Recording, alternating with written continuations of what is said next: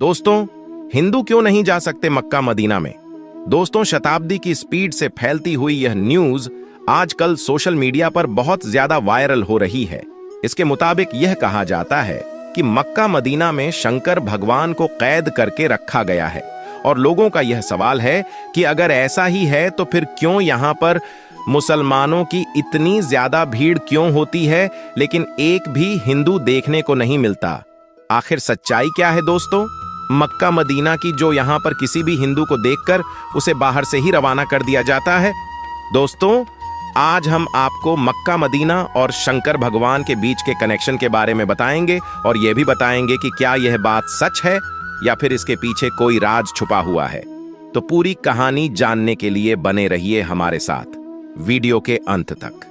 तो नमस्कार मित्रों, स्वागत है आपका आज के इस नए वीडियो पर एक बार फिर। दोस्तों, काफी लंबे समय से इस न्यूज को सुनते आ रहे होंगे कि मुसलमान जिस काबा को अपनी सबसे पवित्र जगह मानते हैं उसके अंदर शिवलिंग मौजूद है, और मुस्लिम जिस जगह पर शैतान को पत्थर मारते हैं वह जगह कोई और नहीं बल्कि खुद शिवजी हैं, जिसे सऊदी अरब के लोगों ने कैद करके रखा है और इन्हें लगता है कि अगर कोई हिंदू वहां जाकर उन पर पानी डालेगा तो वह आजाद हो जाएंगे।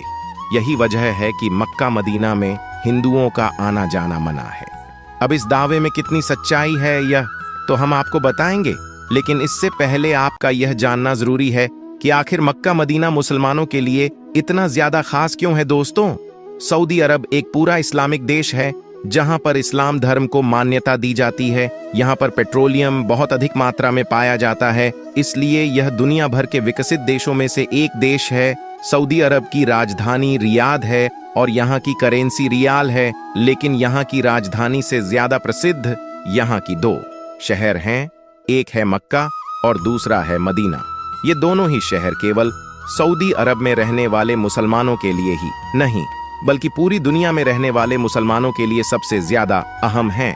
इसकी सबसे बड़ी वजह है कि यहाँ पर हर साल लाखों की संख्या में मुस्लिम हज के लिए आते हैं। मित्रों, यहाँ मुसलमानों के लिए तीर्थ स्थल की तरह है। जिस तरह हिंदुओं में यह मान्यता है कि 4 धाम की यात्रा कर लेने से उसके सारे पाप और सारे दुख मिट जाते हैं, ठीक उसी तरह इस्लाम धर्म में ऐसा माना जाता है कि मक्का मदीना के दर्शन करने के बाद इंसान खुदा के नेक बंदों में शामिल हो जाता है।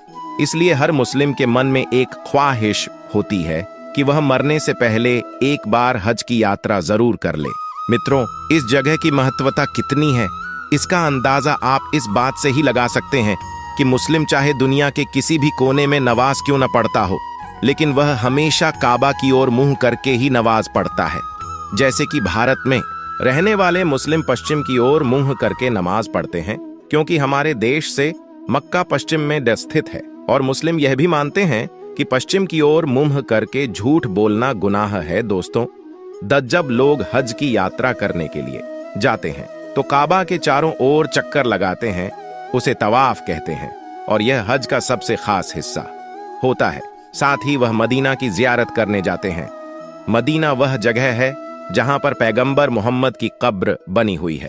मित्रों, मक्का मदीना के बारे में तो आप लोगों ने काफी कुछ जान लिया है। अब तस्वीरों का सच जानना भी बहुत जरूरी है, जो आजकल सोशल मीडिया पर बहुत ज्यादा वायरल हो रही है। यहाँ तक कि कई सालों से लोग इस चीज पर विश्वास भी कर रहे हैं, पर हम आपको बता दें कि इंटरनेट पर वायरल हो रही यह बातें सिवाय अंधविश्वास के और कुछ भी नहीं है। अगर आप एक सच्चे हिंदू हैं तो ये बात जरूर मानते होंगे कि शिव जी की तीसरी आंख जब खुलती है तो पहले आ जाती है। तो भला आप इस बात पर किस तरह से यकीन कर सकते हैं कि कोई शिव जी को कैद करके रख सकता है?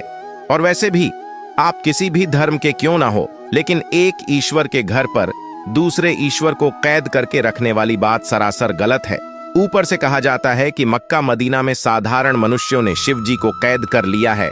मतलब ये तो वही बात हो गई कि लोगों ने कह दिया कि चांद को जमीन पर ले आएंगे और आपने मान लिया कि उसने ऐसा कहा है तो जरूर ले आएगा। अरे कुछ अपना दिमाग भी लगाइए जनाब, भला कोई स्वयं सबका विनाश करने वाले शंकर भगवान को कैसे कैद करके रख सकता है? अब कई लोग इस बात को तो नहीं मानते कि वहां शिव जी कैद करके रखे गए हैं, लेकिन ये जरूर मानते हैं कि मक्का मदीना में शिवलिंग है। तो मित्रों, हम आपको इस बात की पुष्टि कर दें कि वहां ऐसा कुछ भी नहीं है। असल में मुसलमान जब हज की यात्रा के लिए जाते हैं तो मक्का के पास स्थित एक इमारत में शैतान को पत्थर मारने की रस्म के साथ ही हज की यात्रा पूरी मानी जाती है। हालांकि शैतान को पत्थर मारने की रस्म पूरे 3 दिन की होती है, लेकिन ईद उल अजहा के दिन यानी कि बकरा ईद के मौके पर रस्म की शुरुआत होने के कारण सभी हज यात्री इसी मौके पर शैतान को पत्थर घर मारने की रस्म पूरी करने की हसरत रखते हैं।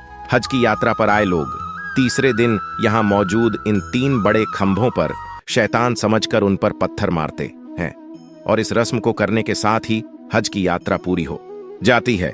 अब कई सारे हिंदुओं का कहना है कि यही खंभे शिवलिंग हैं, उनके नीचे शिवलिंग स्थापित किया गया है। तो मित्रों, ऐसा बिल्कुल नहीं है, बल्कि इसका सच कुछ और ही है।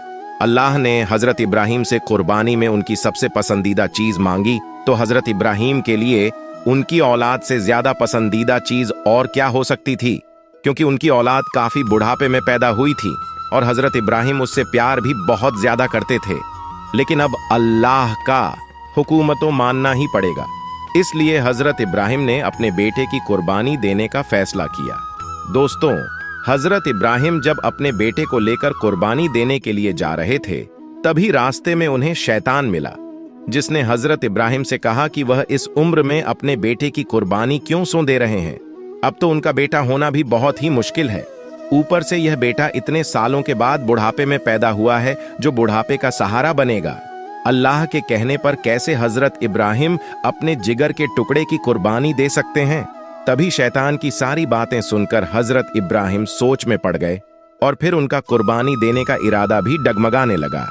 लेकिन फिर उनको ख्याल आया कि नहीं, ये गलत है, अल्लाह की फरमाइश सबसे पहले है। और हजरत इब्राहिम कुर्बानी देने के लिए चले गए। हजरत इब्राहिम को लगा कि कुर्बानी देते समय कहीं वह भावनाओं में न बहे जाएं। यही वजह है कि कुर्बानी देते वक्त उन्होंने अपनी आंखों पर पट्टी बांध ली। लेकिन भला खुदा कैसे किसी के साथ बुरा कर सकता है। वह तो बस हजरत इब्राहिम की परीक्षा ले रहे थे, जिसमें हजरत इब्राहिम पूरी तरह पास हो गए थे। इसलिए खुदा ने हजरत इब्राहिम के बेटे की जगह कुर्बानी देने के लिए एक बकरे को खड़ा कर दिया और तभी से बकरा ईद के दिन बकरे की कुर्बानी देने की परंपरा चली आ रही है। यही वजह है कि जब हज यात्री जानवर की कुर्बानी दे देते हैं तो वह उस शैतान को पत्थर मारने पहुंच जाते हैं, जिसने हजरत इब्राहिम को भड़काने की कोशिश की थी। और इसी पत्थर मारने की रस्म के साथ वह खुदा से यह वादा भी करते हैं कि अब कोई भी शैतान उन्हें कभी नहीं बहका पाएगा।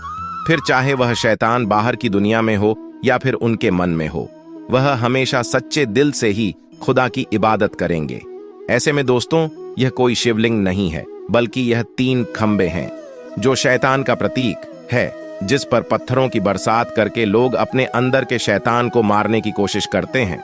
ऐसे में कुछ लोगों के मन में यह सवाल आता है कि अगर वहां ऐसा कुछ भी नहीं है, तो फिर वहां हिंदुओं को क्यों नहीं जाने दिया जाता। दोस्तों, यहां पर सबसे पहली बात तो यह है कि सिर्फ हिंदुओं को ही नहीं, बल्कि किसी भी गैर मुस्लिम धर्म, फिर चाहे वह हिंदू हो, सिख हो, ईसाई हो, बौद्ध हो या फिर कोई भी हो, अगर वह मुसलमान नहीं है तो उसे काबा के अंदर नहीं जाने दिया जाएगा।